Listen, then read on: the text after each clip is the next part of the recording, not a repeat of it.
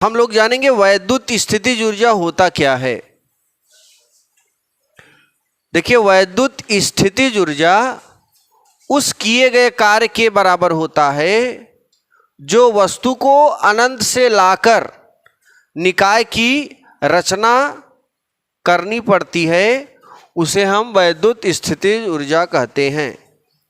जैसे आप एक घर को बनाते हो तो एक घर को बनाने के लिए उसमें जो पार्ट लगते हैं, अगर अच्छा खासा घर बनाना है तो उसमें जो पार्ट लगेंगे बहुत दूर दूर से आएगा। हो सकता है आपके घर में जो पार्ट लगे हैं वो विदेश से भी मंगवाना पड़े। विदेश माने बहुत दूर से। और छोटे छोटे पार्ट को मंगवाकर छोटे छोटे पार्ट को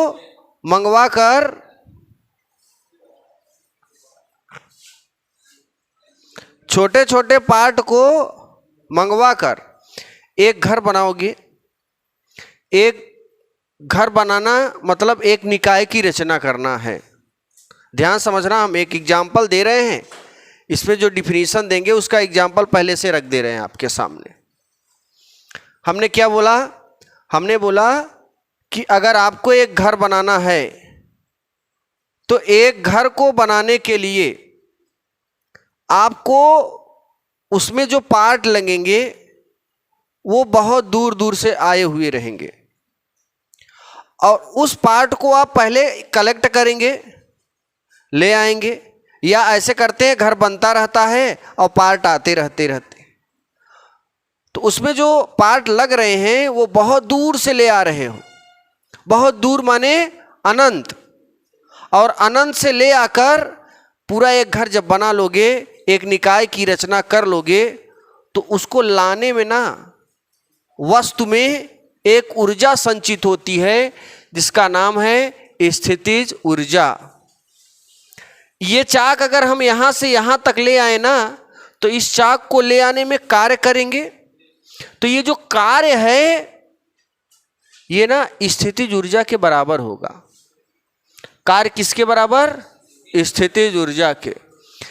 जैसे 4 रोटी खाया, उसके बाद घर वाले कहते हैं 4 रोटी खा लिए, 4 रोटी के बराबर काम कर दो, तो 4 रोटी बराबर काम, 4 रोटी बराबर काम। वैसे ही इस चाक को हम यहां से यहां तक लाने में कार्य कर रहे हैं, और वो जो कार्य है वो किसके बराबर होता है? स्थितिज ऊर्जा। मतलब इस चाक को यहां से यहां तक लाने में कार्य कर रहे हैं, जो कार्य कर रहे हैं ना वो कार्य इस चाक में स्थितिज ऊर्जा के रूप में संचित हो जाता है।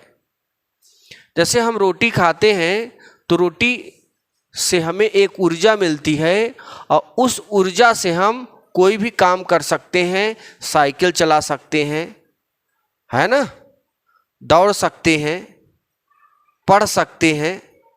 तो रोटी क्या है? एक ऊर्जा है। हम अपने अंदर, मैंने खाया, नामू नामू करके खाए कि नहीं? नामू नामू जब किए तो आपने दांतों से काटा मतलब कार्य किया, खाना को उठाया, फिर मुंह में डाला, फिर नामू नामू करे।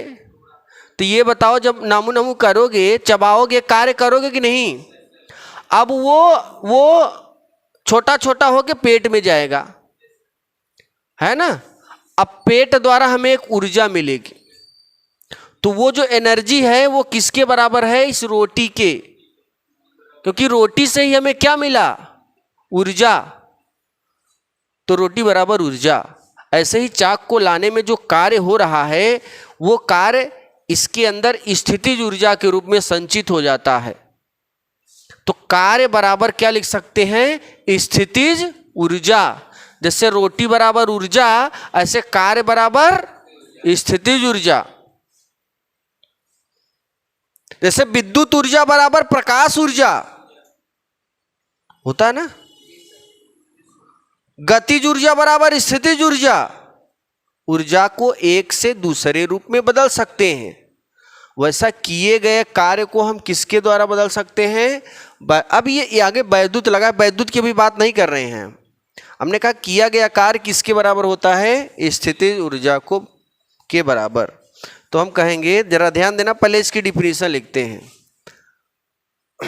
वैद्युत स्थितिज ऊर्जा, ध्यान देना, वैद्युत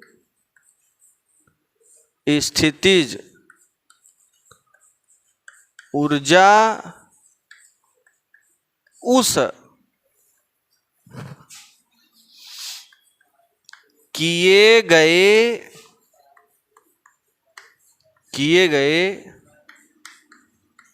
कार्य के बराबर होता है, कार्य के बराबर होता है, जो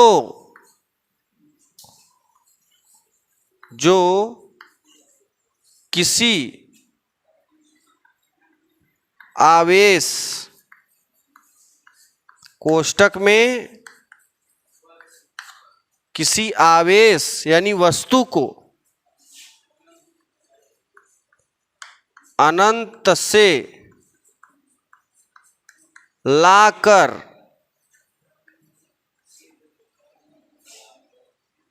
एक बार लाकर नहीं है, लाकर, ले आकर निकाय की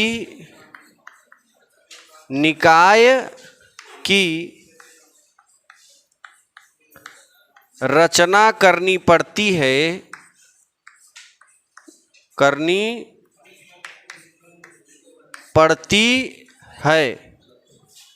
उसे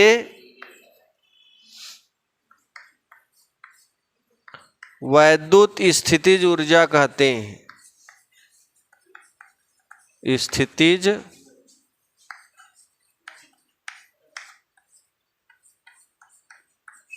ऊर्जा कहते हैं।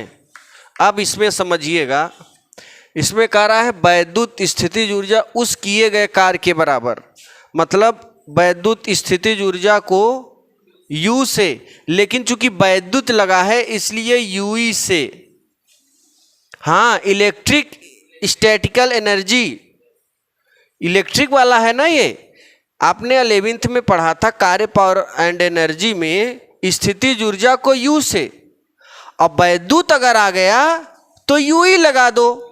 किसी किसी किताब में केवल U ही देखोगे आप, लेकिन हम कोई डाउट नहीं छोड़ना चाहते, हम डायरेक्ट क्या लिख देते हैं, UE। जैसे मैंने विभव के लिए बताया था ना, विभव को U से, अब प्रवणता को गणित में M से, तो विभव प्रवणता को Vm से, तो थोड़ा थोड़ा जोड़ के ही तो पूरा बना। वैसे ही स्थितिज ऊर्जा को U से, अब वैद्युत स्थितिज ऊर्जा को UE से, ये किसके बराबर होता है, किए गए कार्य के। देखो वैद्युत स्थितिज ऊर्जा UE उस किए गए कार्य W के बराबर होता है कि नहीं। इसे समीकरण कितना मान लेंगे, 1। जितना यहां बोला मैंने लिख दिया। अब आगे क्या बोला है, किसी आवेश को अनंत से लाकर, एक आवेश यहां पर रखा है, परीक्षण आवेश, अनंत से लाकर इस पॉइंट पर, अनंत से लाकर निकाय की रचना कर। जब अनंत से लाओगे ना तो यहां पर एक विभव मिलेगा कि नहीं, इसको यहां से लाओगे तो इस पर विभव मान लेते हैं कितना मिलेगा, तो यहां पे एक जब वोल्टेज उत्पन्न होगा तो एक निकाय की रचना हुई, एक जंक्शन बना, एक इलेक्ट्रिक का क्या बन गया यहां, जंक्शन, मतलब एक तरीके से ये पावर हाउस ही समझो इसको। तो ये जो पावर हाउस है एक तरीके का क्या है, एक तरीके का निकाय है। तो निकाय तभी बनेगा जब हम किसी आवेश को अनंत से लाएंगे, तो अनंत से लाने में कितना कार्य करना पड़ेगा, W, और जब इस आवेश को यहां तक लाओगे तो W कार्य करना पड़ेगा। वो कार्य इस आवेश में किसके रूप में उपस्थित होगी, वैद्युत स्थितिज ऊर्जा के रूप में। इसीलिए W किसके बराबर हो जाता है, UE के बराबर। अब ये तो वैद्युत स्थितिज ऊर्जा हो गया। अब हम ना दो बिंदु आवेशों के लिए वैद्युत स्थितिज ऊर्जा सिद्ध करेंगे। जरा इतना लिखो फिर आगे बढ़ते हैं। दो बिंदु आवेशों के निकाय की विद्युत स्थितिज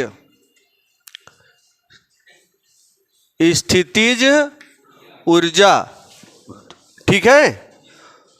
तो यहां देखिए, अब यहां दो बिंदु आवेशों का निकाय मतलब दो ठे आवेश लेंगे। अभी तो दो बिंदु आवेश है, इसके बाद ना 3 बिंदु आवेश, 4 बिंदु आवेश, 5 बिंदु आवेश। तो एक पहले सिद्ध कर लें, फिर उसके जरिए हम कई ठे बना सकते हैं, ठीक है।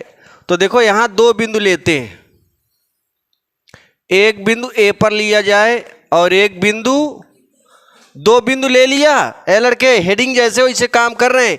दो बिंदु आवेशों, बहुवचन बहुवचन। तो एक आवेश यहां रख दो Q1 और एक आवेश यहां रख दो Q2। कितने आवेश हो गए? 2। तो दो बिंदु आवेशों के निकाय, एक निकाय बना। इसके बीच की दूरी क्या मान ले? R मान लेते। अब देखना जरा, ये Q2 पर कितना विभव होगा? Q1 पर VA। हम मान लेते हैं Q1 आवेश के कारण चित्र से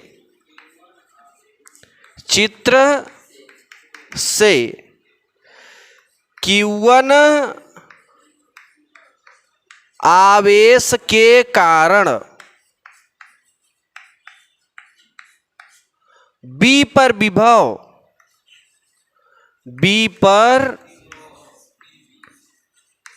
विभव, VB हो तो ध्यान देना, Q1 आवेश के कारण बिंदु B पर विभव VB हो और यहाँ से यहाँ तक दूरी R हो।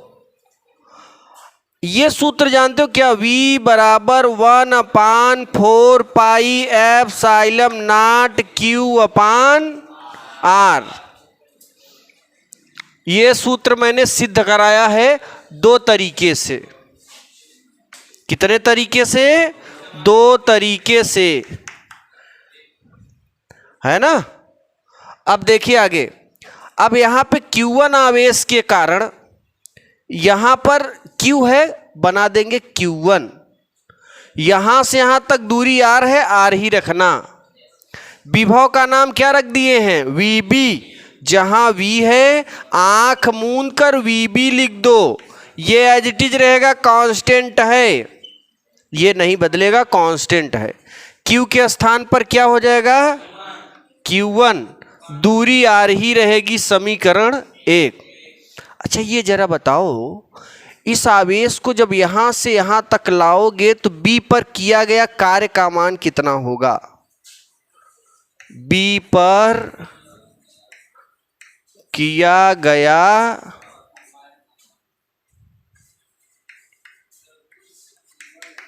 कार्य, है ना। ये सूत्र पढ़े हो क्या? V बराबर W/, से सूत्र से।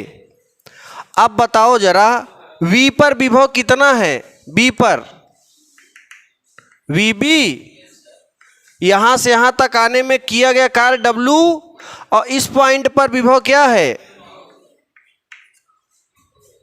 अरे यार, यहां पॉइंट पर विभव क्या है? वो आवेश क्या है? इस पॉइंट पर Q0 के स्थान पर क्या कर देंगे? Q2। क्योंकि संपूर्ण कार्य हम कहां पर ले रहे हैं? B पर। तो B पर जो आवेश है वही लेंगे, B पर जो विभव है वही लेंगे। कोई दिक्कत? अब तिर्यक गुणा कर दो तो W बराबर क्या मिलेगा? VB into Q2। समीकरण 2। समीकरण 2 में ना VB का मान रख दो। जहां समीकरण 2 है वहां पर किसका मान रख दोगे? VB का। देखो VB बराबर इतना, और यही मान इतना यहां रख दो। W बराबर हो जाएगा 1/, ये क्या है? 4 pi epsilon not Q1 by R। अब बगल में Q2 थोड़ा मॉडिफाई करते हैं, W बराबर 1/4 pi epsilon not Q1 into Q2 by R। ये किए गए कार्य की वैल्यू आ गई। चाहिए क्या? विद्युत स्थितिज ऊर्जा। अभी आप ताजा ताजा पढ़े हो कि W बराबर होता है UE। पढ़े हो क्या? W बराबर UE अभी अभी पढ़े हो, बताए थे ना पिछली हेडिंग में। तो ये W UE के बराबर होता है, चूंकि W बराबर UE, तो जहां W है हुआ का रख देंगे UE। तो हम लोगों को ये मिल जाएगा, यहां लिख दें UE बराबर 1/4 pi epsilon not Q1 into Q2 by केवल R। कैमरे में दिख रहा है कि नहीं? हाँ, R नहीं दिख रहा है। चलो तो चलो ये देखिए, ये जरा ध्यान समझना।